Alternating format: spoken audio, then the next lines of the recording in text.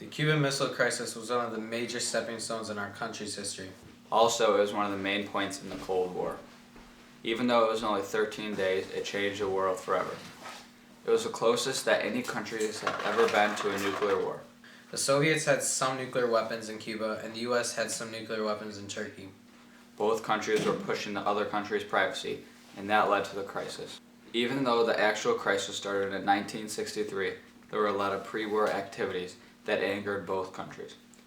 Castro was ready to launch on the U.S. if they made one wrong move.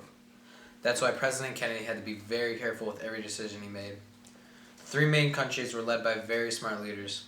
The U.S. was led by John F. Kennedy. He was the youngest president ever to be elected, and he was only president for 3 years because he was assassinated by Lee Harvey Oswald. The Soviets were led by Nikita Khrushchev, and he thought that Kennedy was weak because the U.S. failed to take the Cuban regime at the Bay of Pigs. That's when he planned to put in nuclear weapons in Cuba, thinking he could take advantage of the U.S. being weak. The Cubans were led by Fidel Castro. He was a dominant and guerrilla type of leader. Castro was also the biggest figure in the Cuban Revolution. He told Khrushchev that if the U.S. planned any sort of invasion on Cuba, to launch every nuclear missile they have. He has his guerrilla leader Che Guevara at his side at all times.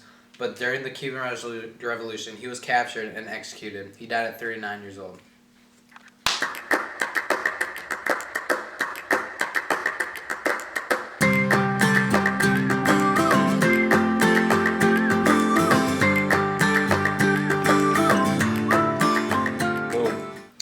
Alright, well, Cuban Missile Crisis is probably the biggest almost like near nuclear war to ever happen in the world. October 15th, 1962, U.S. U-2 spy planes were flying over Cuba and took pictures all over Cuba, which showed Soviet Union nuclear missiles being built on all different parts of Cuba. And basically, the next day, President John F. Kennedy was informed about this, and that was just the beginning of the Cuban Missile Crisis. As soon as he was informed of the missile installations on Cuba, Kennedy immediately organized a meeting with his ex-con group, which is just security defense of all of the U.S., which is just a group of like 12 of the most important security advisors that he has in the U.S.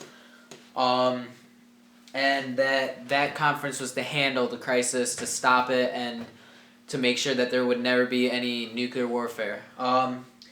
After many days of process and just basically just trying to figure out what they should do, they came up with, and they had an intense debate with upper people of government.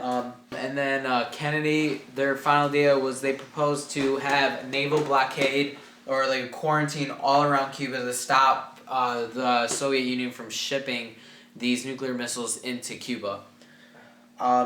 Basically, after that, he just said that any nuclear missile launched from Cuba is an attack on the U.S. and that we need to demand that the Soviets remove all of the missiles from Cuba just to stop for this to happen.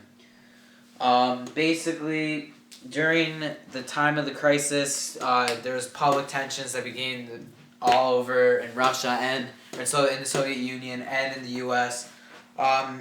Kennedy, he ordered a bunch of low reconnaissance missions, and once every couple hours or so, something like that. On the 25th, though, he did pull the naval blockade back and raised the DEFCON level to DEFCON 2, which is recorded as the highest DEFCON level ever recorded in U.S. history, which means that nuclear war would be imminent, and that everybody has to take precautions, and that we're bringing in military all over Cuba. Then on the 26th, when XCOM heard that Khrushchev sent a letter in, he wanted that he said that the Soviet missiles would be taken out, but the U.S. could not invade Cuba, and they would have to take out their missiles from Turkey. But on October 27th was the worst day ever of the crisis. A U-2 spy plane pistol was shot down, and XCOM received another letter from Khrushchev demanding the removal of the U.S. missiles in Turkey, and in exchange for the missiles in Cuba. So, all of the guys in XCOM, they were thinking of ignoring the second letter. So then, when they planned the meeting, at I think October 28th, Khrushchev did announce that he would take out the missiles, and that the U.S. did say that we would not invade Cuba, which definitely would be a problem because like Castro said, if any invasion on Cuba ever happened, the Soviet Union would just launch all these missiles from Cuba onto us, and we would just not even be here. So basically, that's about it. The United States demanded that the Soviet bombers would be removed from Cuba, and that basically happened, and then we took off. We did not invade Cuba, and that's basically the end of the crisis. So, the Cuban Missile Crisis was a big deal in America's history, in that we should do whatever it takes possible to stay out of one, because if we get into one, it's over. The world is over.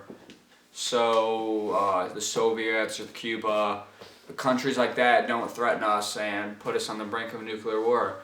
And we could have stopped that whole crisis if we just wouldn't have put nuclear missiles in Turkey, which made the Soviets put nuclear missiles in Cuba. So America has to be more smart about where they put their nuclear missiles and try to create less tension between countries.